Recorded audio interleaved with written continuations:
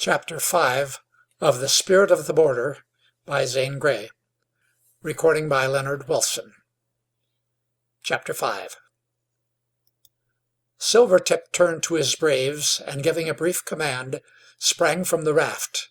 The warriors closed in around the brothers, two grasping each by the arms, and the remaining Indian taking care of the horse. The captives were then led ashore, where Silvertip awaited them.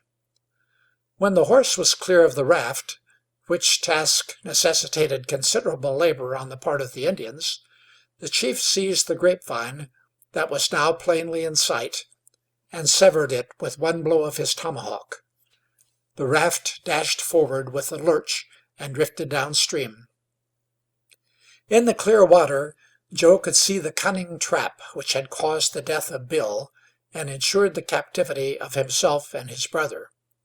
The crafty savages had trimmed a 6-inch sapling and anchored it under the water. They weighted the heavy end, leaving the other pointing upstream. To this last had been tied the grapevine. When the drifting raft reached the sapling, the Indians concealed in the willows pulled hard on the improvised rope. The end of the sapling stuck up like a hook, and the aft was caught and held. The killing of the helmsman showed the Indians' foresight. Even had the raft drifted on downstream, the brothers would have been helpless on a craft they could not manage. After all, Joe thought, he had not been so far wrong when he half fancied that an Indian lay behind Shawnee Rock, and he marveled at this clever trick which had so easily effected their capture. But he had little time to look around at the scene of action. There was a moment only in which to study the river to learn if the unfortunate raftsman's body had appeared. It was not to be seen. The river ran swiftly and hid all evidence of the tragedy under its smooth surface. When the brave who had gone back to the raft for the goods joined his companion, the two hurried Joe up the bank after the others. Once upon level ground, Joe saw before him an open forest. On the border of this the Indians stopped long enough to bind the prisoner's wrists with thongs of deer-hide. While two of the braves performed this office, Silvertip leaned against a tree and took no notice of the brothers. When they were thus securely tied, one of their captors addressed the chief, who at once led the way westward through the forest. The savages followed in single file, with Joe and Jim in the middle of the line. The last Indian tried to mount Lance, but the thoroughbred would have none of him, and after several efforts the savage was compelled to desist. Mose trotted reluctantly along behind the horse. Although the chief preserved a dignified mien, his braves were disposed to be gay. They were in high glee over their feat of capturing the palefaces, and kept up an incessant jabbering. One Indian, who walked directly behind Joe, continually prodded him with the stock of a rifle, and whenever Joe turned, the brawny redskin grinned as he grunted, "Ugh!" Joe observed that this huge savage had a broad face of rather a lighter shade of red than his companions. Perhaps he intended those rifle prods in friendliness, for although they certainly amused him, he would allow no one else to touch Joe. But it would have been more pleasing had he shown his friendship in a gentle manner. This Indian carried Joe's pack, much to his own delight, especially as his companions evinced an envious curiosity. The big fellow would not, however, allow them to touch it. "He's a cheerful brute," remarked Joe to Jim. "Ugh!" grunted the big Indian, jamming Joe with his rifle stock. Joe took heed to the warning and spoke no more. He gave all his attention to the course over which he was being taken.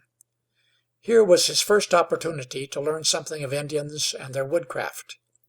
It occurred to him that his captors would not have been so gay and careless had they not believed themselves safe from pursuit, and he concluded that they were leisurely conducting him to one of the Indian towns.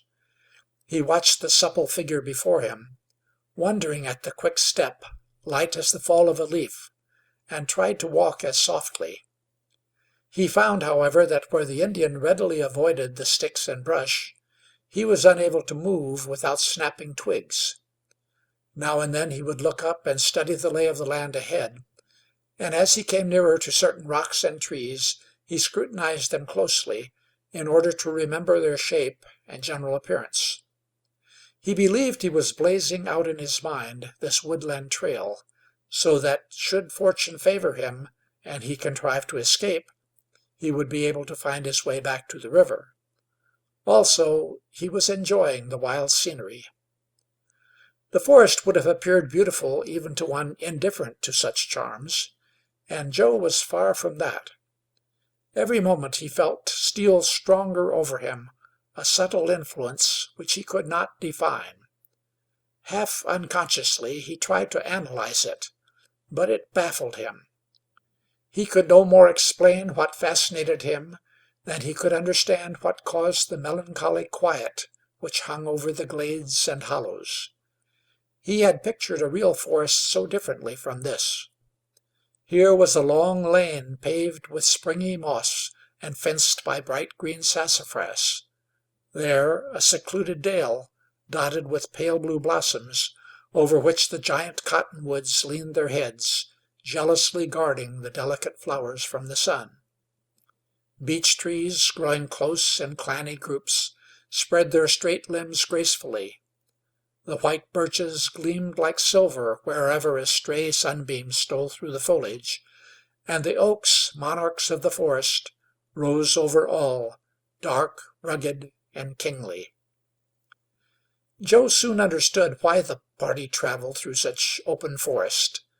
The chief, seeming hardly to deviate from his direct course, kept clear of broken ground, matted thickets, and tangled windfalls. Joe got a glimpse of dark ravines and heard the music of tumbling waters. He saw gray cliffs grown over with vines and full of holes and crevices, steep ridges covered with dense patches of briar and hazel rising in the way. Yet the Shawnee always found an easy path. The sun went down behind the foliage in the west, and shadows appeared low in the glens. Then the trees faded into an indistinct mass. A purple shade settled down over the forest, and night brought the party to a halt. The Indians selected a sheltered spot under the lee of a knoll, at the base of which ran a little brook. Here in this enclosed space were the remains of a campfire. Evidently the Indians had halted there that same day, for the logs still smoldered. While one brave fanned the embers, another took from a neighboring branch a haunch of deer meat. A blaze was soon coaxed from the dull coals, more fuel was added, and presently a cheerful fire shone on the circle of dusky forms. It was a picture which Joe had seen in many a boyish dream. Now that he was a part of it, he did not dwell on the hopelessness of the situation, nor of the hostile chief whose enmity he had incurred. Almost, it seemed, he was glad of this chance to watch the Indians and listen to them. He had been kept apart from Jim, and it appeared to Joe that their captors treated his brother with a contempt which they did not show him. Silvertip had no doubt informed them that Jim had been on his way to teach the Indians of the white man's God. Jim sat with drooping head. His face was sad, and evidently he took the most disheartening view of his capture. When he had eaten the slice of venison given him, he lay down with his back to the fire. Silvertip, in these surroundings, showed his real character. He had appeared friendly in the settlement, but now he was the relentless savage, a son of the wilds, free as an eagle. His dignity as a chief kept him aloof from his braves. He had taken no notice of the prisoners since the capture. He remained silent, steadily regarding the fire with his somber eyes.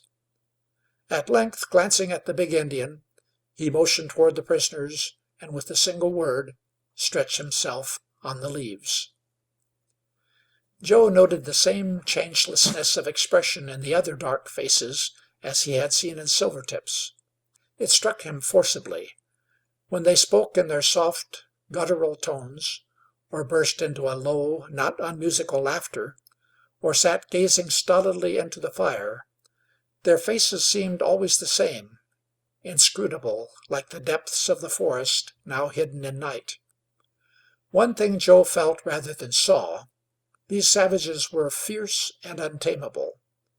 He was sorry for Jim, because, as he believed, it would be as easy to teach the panther gentleness toward his prey as to instill into one of these wild creatures a belief in Christ. The braves manifested keen pleasure in anticipation as to what they would get out of the pack, which the Indian now opened.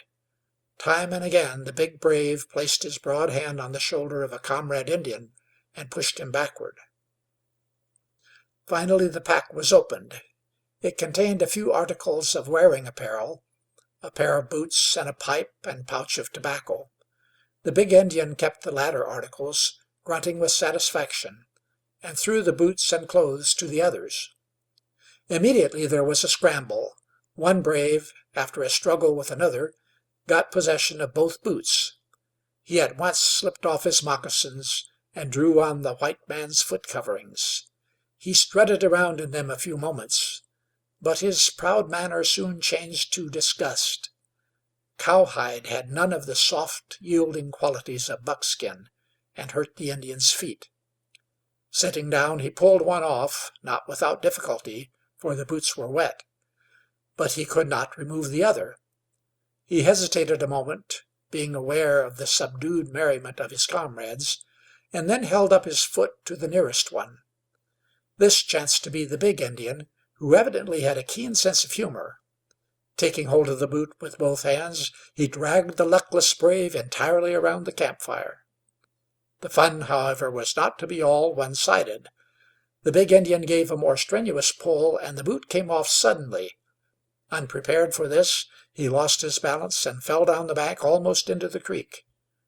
He held on to the boot, nevertheless, and getting up, threw it into the fire. The braves quieted down after that, and soon lapsed into slumber, leaving the big fellow, to whom the chief had addressed his brief command, acting as guard. Observing Joe watching him as he puffed on his new pipe, he grinned, and spoke in broken English that was intelligible, and much of a surprise to the young man. "Paleface, tobacco, heap good." Then, seeing that Joe made no effort to follow his brother's initiative, for Jim was fast asleep, he pointed to the recumbent figures and spoke again. "Paleface sleep. Injun wigwams near setting sun." On the following morning Joe was awakened by the pain in his legs, which had been bound all night. He was glad when the bonds were cut, and the party took up its westward march. The Indians, though somewhat quieter, displayed the same carelessness. They did not hurry nor use particular caution, but selected the most open paths through the forest. They even halted while one of their number crept up on a herd of browsing deer. About noon the leader stopped to drink from a spring. His braves followed suit, and permitted the white prisoners to quench their thirst. When they were about to start again, the single note of a bird far away in the woods sounded clearly on the quiet air. Joe would not have given heed to it had he been less attentive. He instantly associated this peculiar bird note with the sudden stiffening of Silvertip's body and his attitude of intense listening. Low exclamations came from the braves as they bent to catch the lightest sound. Presently, above the murmur of the gentle fall of water over the stones, rose that musical note once more. It was made by a bird, Joe thought, and yet, judged by the actions of the Indians, how potent with meaning beyond that of the simple melody of the woodland songster. He turned, half expecting to see somewhere in the tree-tops the bird which had wrought so sudden a change in his captors. As he did so, from close at hand came the same call, now louder, but identical with the one that had deceived him. It was an answering signal, and had been given by Silvertip. It flashed into Joe's mind that other savages were in the forest. They had run across the Shawnees' trail, and were thus communicating with them. Soon dark figures could be discerned against the patches of green thicket. They came nearer and nearer, and now entered the open glade where Silvertip stood with his warriors. Joe counted 12, and noted that they differed from his captors. He had only time to see that this difference consisted in the headdress and in the color and quantity of paint on their bodies, when his gaze was attracted and riveted to the foremost figures. The first was that of a very tall and stately chief, toward whom Silvertip now advanced with every show of respect. In this Indian's commanding stature, in his reddish bronze face, stern and powerful, there were readable the characteristics of a king. In his deep-set eyes, gleaming from under a ponderous brow, in his mastiff-like jaw, in every feature of his haughty face were visible all the high intelligence, the consciousness of past valor, and the power and authority that denote a great chieftain. The second figure was equally striking for the remarkable contrast it afforded to the chief's. Despite the gaudy garments, the paint, the fringed and beaded buckskin leggins, all the Indian accouterments and garments which bedecked this person, he would have been known anywhere as a white man. His skin was burned to a dark bronze, but it had not the red tinge which characterizes the Indian. The white man had indeed a strange physiognomy. The forehead was narrow and sloped backward from the brow, denoting animal instincts. The eyes were close together, yellowish-brown in color, and had a peculiar vibrating movement, as though they were hung on a pivot like a compass needle. The nose was long and hooked, and the mouth set in a thin, cruel line. There was in the man's aspect an extraordinary combination of ignorance, vanity, cunning, and ferocity. While the two chiefs held a short consultation, this savage-appearing white man addressed the brothers. "Where are you, and where are you going?" he asked gruffly, confronting Jim. "My name is Downs. I am a preacher, and was on my way to the Moravian mission to preach to the Indians. You are a white man. Will you help us?" If Jim expected the information would please his interrogator, he was mistaken. "So you're one of them. Yes, I'll do something for you when I get back from this hunt. I'll cut your heart out, chop it up, and feed it to the buzzards," he said fiercely, concluding his threat by striking Jim a cruel blow on the head. Joe paled deathly white at this cowardly action, and his eyes, as they met the gaze of the ruffian, contracted with their characteristic steely glow, as if some powerful force within the depths of his being were at white heat, and only this pale flash came to the surface. "You ain't a preacher?" questioned the man, meeting something in Joe's glance that had been absent from Jim's. Joe made no answer, and regarded the questioner steadily. "Ever seen me before? Ever hear of Jim Girty?" he asked boastfully. "Before you spoke, I knew you were Girty," answered Joe quietly. "How do you know? Ain't you afeard?" "Of what?"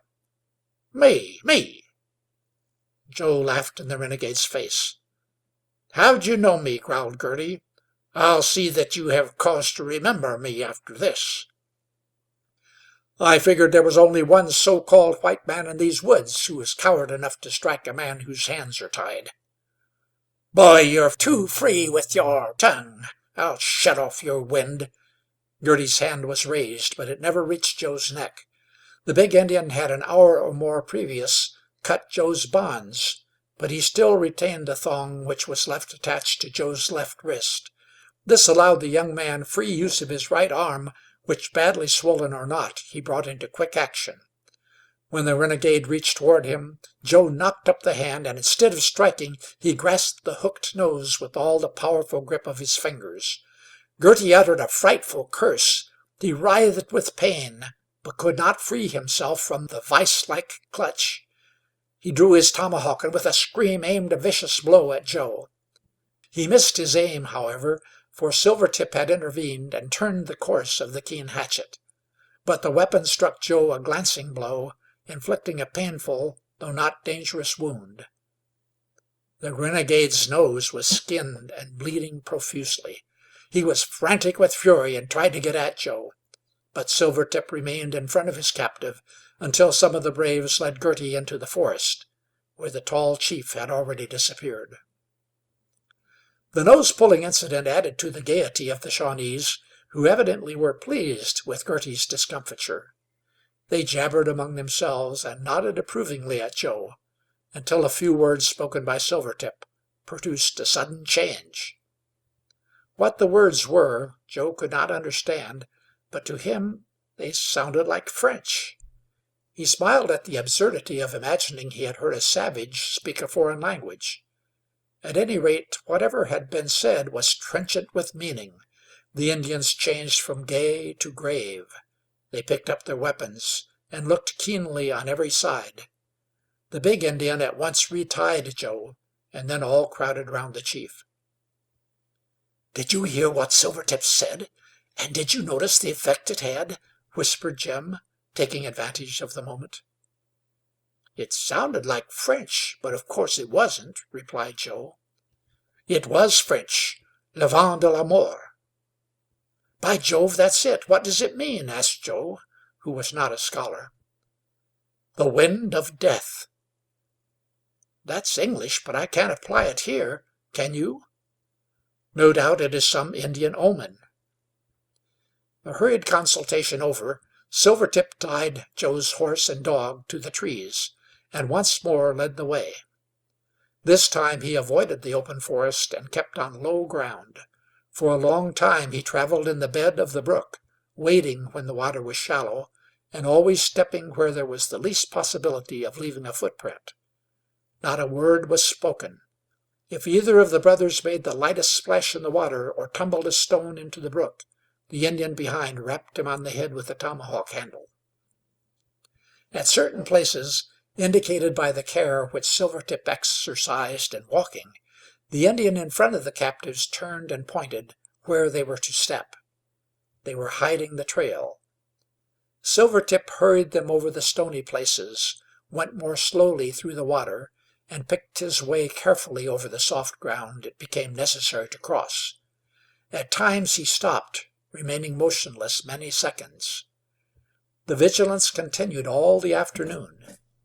The sun sank, twilight spread its gray mantle, and soon black night enveloped the forest.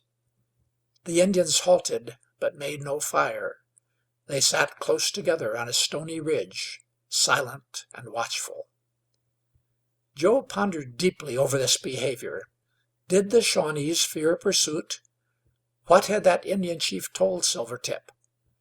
To Joe it seemed they acted as if believing foes were on all sides. Though they hid their tracks, it was apparently not the fear of pursuit alone which made them cautious. Joe reviewed the afternoon's march and dwelt upon the possible meaning of the cat-like steps, the careful brushing aside of branches, the roving eyes, suspicious and gloomy, the eager watchfulness of the advance as well as to the rear, and always the strained effort to listen, all of which gave him the impression of some grave, unseen danger. And now, as he lay on the hard ground, nearly exhausted by the long march and suffering from the throbbing wound, his courage lessened somewhat, and he shivered with dread. The quiet and gloom of the forest, these fierce wild creatures, free in the heart of their own wilderness, yet menaced by a foe, and that strange French phrase which kept recurring in his mind, all had the effect of conjuring up giant shadows in Joe's fanciful mind. During all his life, until this moment, he had never feared anything. Now he was afraid of the darkness. The spectral trees spread long arms overhead, and phantom forms stalked abroad. Somewhere out in that dense gloom stirred this mysterious foe, the wind of death. Nevertheless, he finally slept. In the dull gray light of early morning, The Indians once more took up the line of march toward the west. They marched all that day, and at dark halted to eat and rest. Silvertip and another Indian stood watch. Some time before morning Joe suddenly awoke. The night was dark, yet it was lighter than when he had fallen asleep. A pale crescent moon shone dimly through the murky clouds. There was neither movement of the air nor the chirp of an insect. Absolute silence prevailed. Joe saw the Indian guard leaning against a tree, asleep. Silvertip was gone.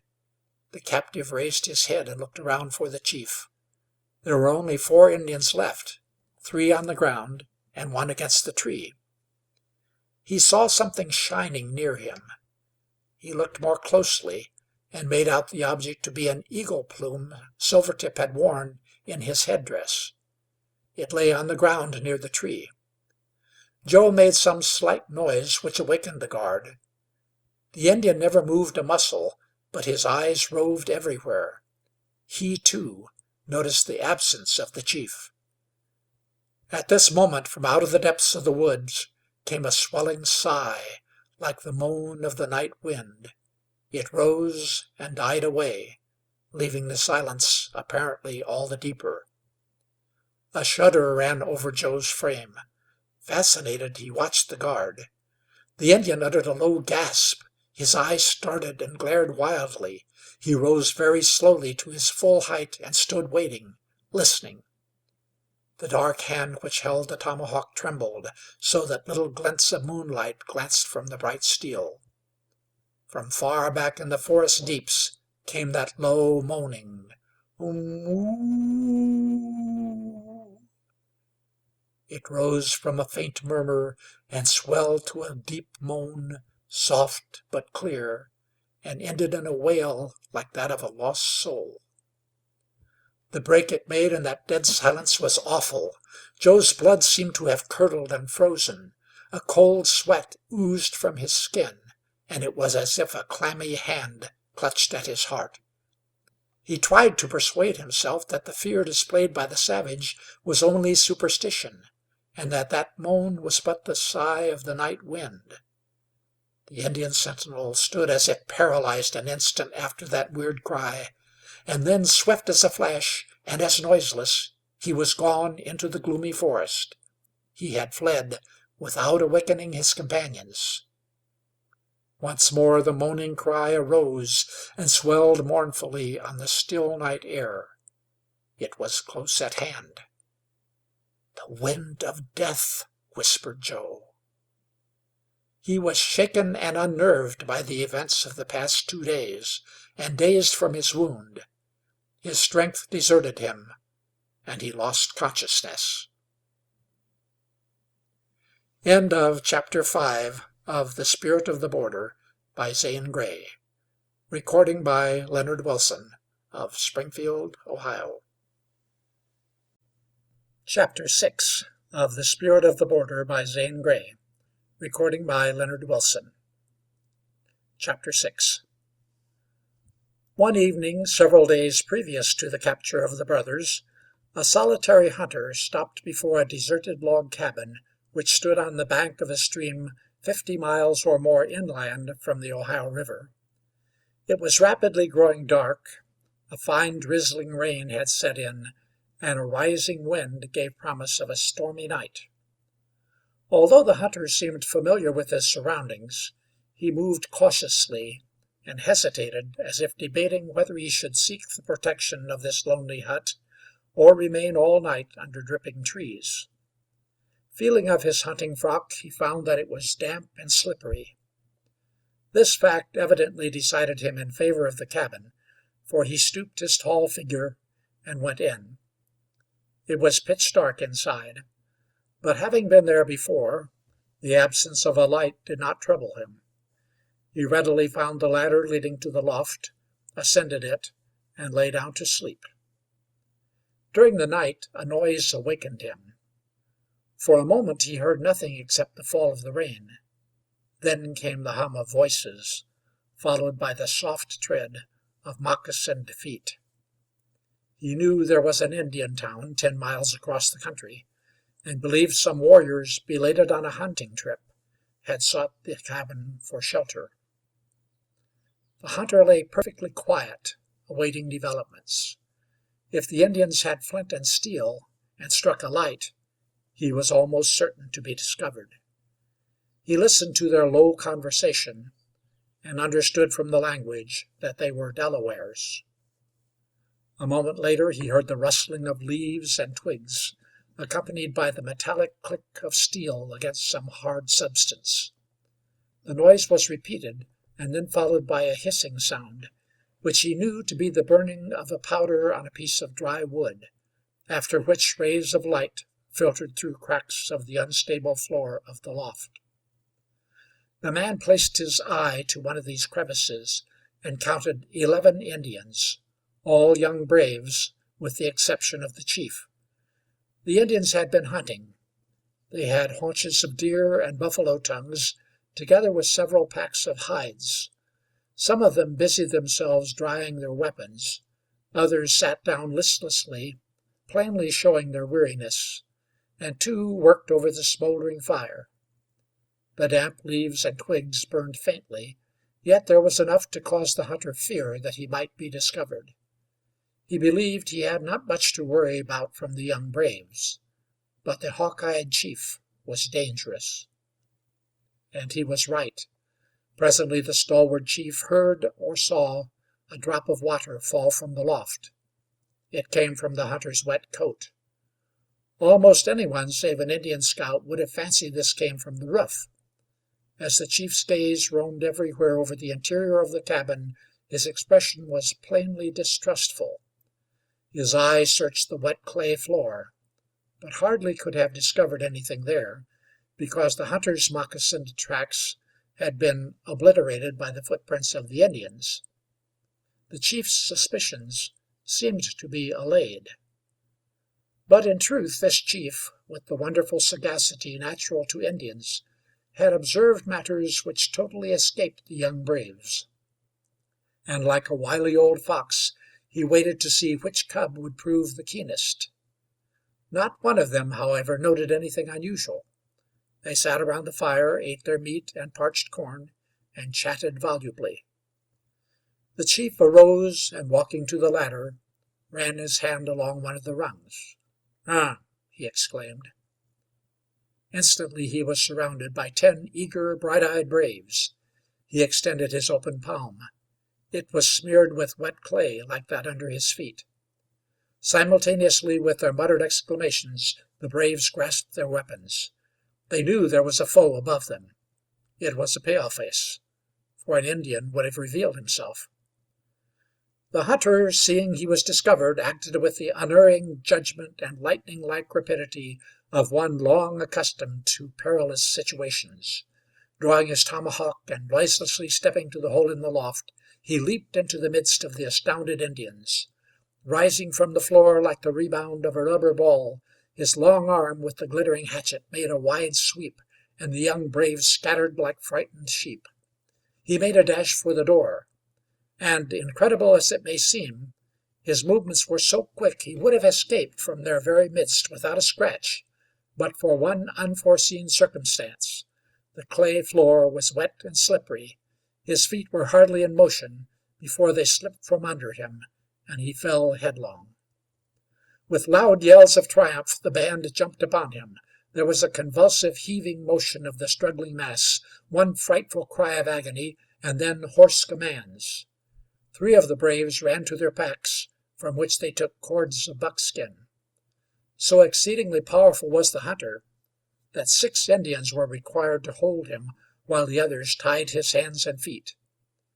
Then, with grunts and chuckles of satisfaction, they threw him into a corner of the cabin. 2 of the braves had been hurt in the brief struggle, one having a badly wrenched shoulder, and the other a broken arm. So much for the hunter's power in that single moment of action. The loft was searched and found to be empty. Then the excitement died away, and the braves settled themselves down for the night. The injured ones bore their hurts with characteristic stoicism. If they did not sleep, both remained quiet, and not a sigh escaped them. The wind changed during the night, the storm abated, and when daylight came the sky was cloudless. The first rays of the sun shone in the open door, lighting up the interior of the cabin. A sleepy Indian who had acted as guard stretched his limbs and yawned. He looked for the prisoner and saw him sitting up in the corner. One arm was free and the other nearly so. He had almost untied the thongs which bound him. A few moments more and he would have been free. "Ah!" exclaimed the young brave, awakening his chief and pointing to the hunter. The chief glanced at his prisoner, then looked more closely, and with one spring was on his feet, a drawn tomahawk in his hand. A short, shrill yell issued from his lips. Roused by that clarion call, the young braves jumped up, trembling in eager excitement. The chief's summons had been the sharp war cry of the Delawares. He manifested as intense emotion as could possibly have been betrayed by a matured, experienced chieftain, and pointing to the hunter, he spoke a single word. At noonday the Indians entered the fields of corn which marked the outskirts of the Delaware encampment. "Koloo! Kaloo! Kaloo!" The long signal heralding the return of the party with important news pealed throughout the quiet valley, and scarcely had the echoes died away when from the village came answering shouts. Once beyond the aisles of waving corn, the hunter saw over the shoulders of his captors the home of the redmen. A grassy plain, sloping gradually from the woody hill to a winding stream, was brightly beautiful with chestnut trees and long, well-formed lines of lodges. Many-hued blankets hung fluttering in the sun, and rising lazily were curling columns of blue smoke. The scene was picturesque and reposeful, the vivid hues suggesting the Indian's love of color and ornament, the absence of life and stir, his languorous habit of sleeping away the hot noonday hours. The loud whoops, however, changed the quiet encampment into a scene of animation. Children ran from the wigwams, maidens and braves dashed here and there, squaws awakened from their slumber, and many a doughty warrior rose from his rest in the shade. French fur traders came curiously from their lodges, and renegades hurriedly left their blankets, roused to instant action by the well-known summons. The hunter, led down the lane toward the approaching crowd, presented a calm and fearless demeanor. When the Indians surrounded him, one prolonged, furious yell rent the air, and then followed an extraordinary demonstration of fierce delight.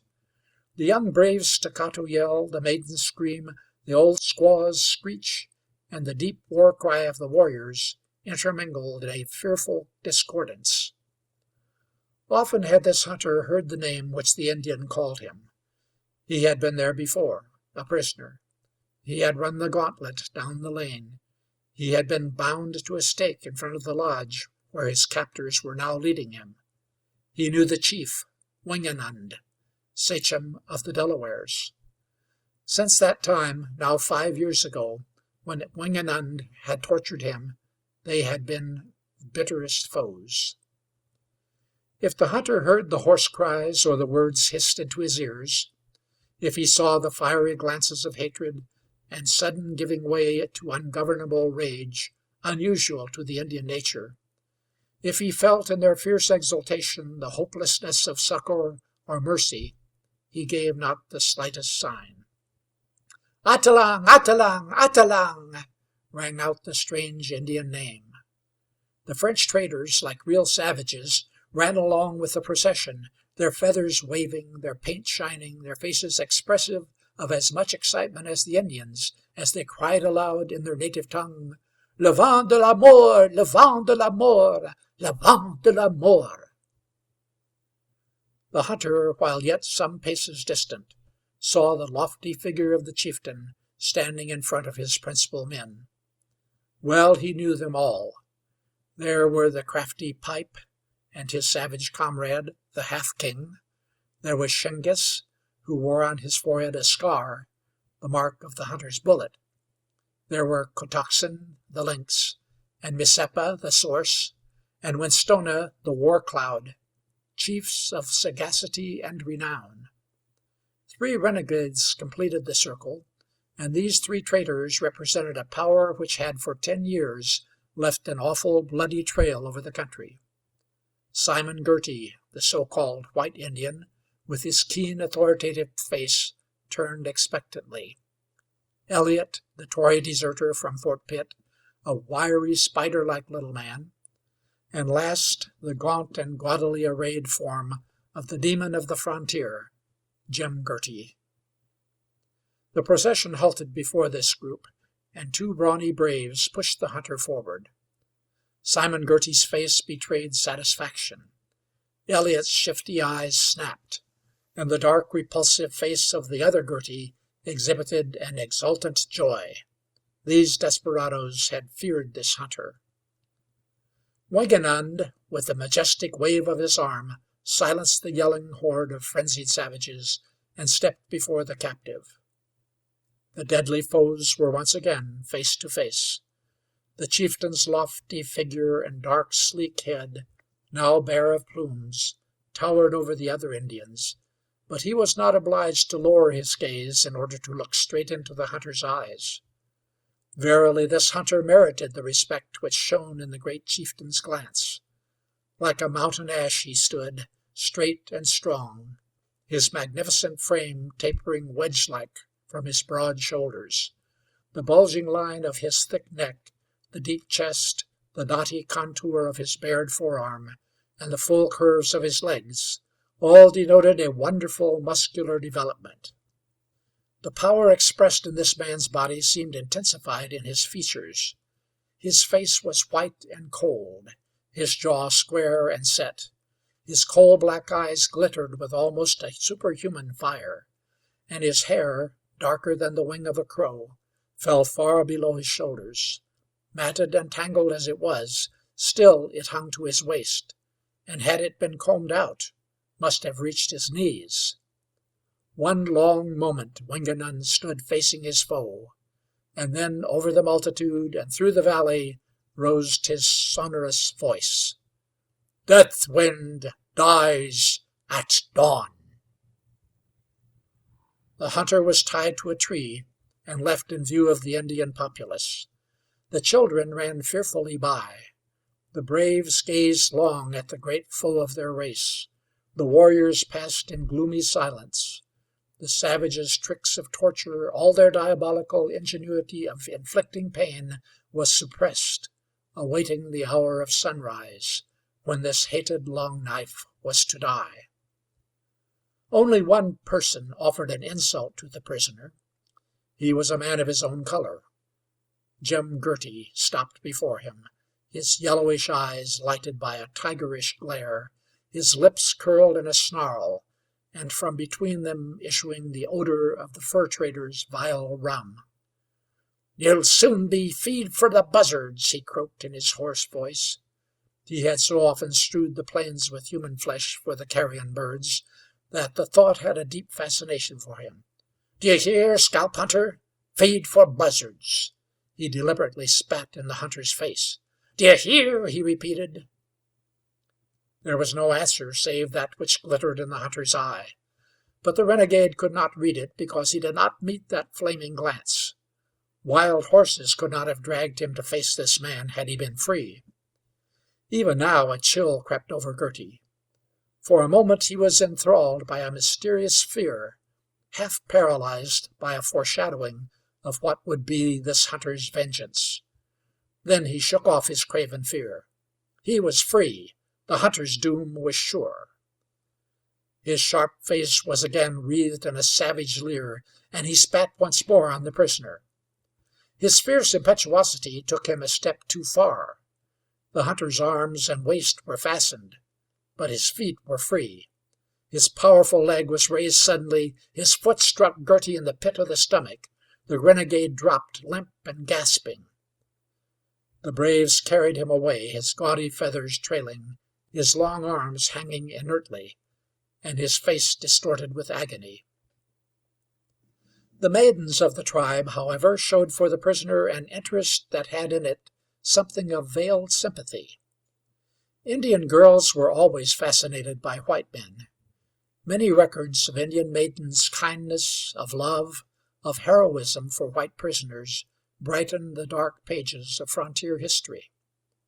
These girls walked past the hunter, averting their eyes when within his range of vision, but stealing many a sidelong glance at his impressive face and noble proportions. One of them particularly attracted the hunter's eye. This was because as she came by with her companions, while they all turned away, she looked at him with her soft, dark eyes. She was a young girl whose delicate beauty bloomed fresh and sweet as that of a wild rose. Her costume, fringed, beaded, and exquisitely wrought with fanciful design, betrayed her rank. She was Wingenund's daughter. The hunter had seen her when she was a child, and he recognized her now. He knew that the beauty of Aola, of whispering winds among the leaves, had been sung from the Ohio to the Great Lakes. Often she passed him that afternoon. At sunset, as the braves untied him and led him away, he once more caught the full, intense gaze of her lovely eyes. That night, as he lay securely bound in the corner of a lodge, and the long hours wore slowly away, he strained at his stout bonds, and in his mind revolved different plans of escape. It was not in this man's nature to despair. While he had life, he would fight. From time to time he expanded his muscles, striving to loosen the wet buckskin thongs. The dark hours slowly passed, no sound coming to him save the distant bark of a dog and the monotonous tread of his guard. A dim grayness pervaded the lodge. Dawn was close at hand. His hour was nearly come.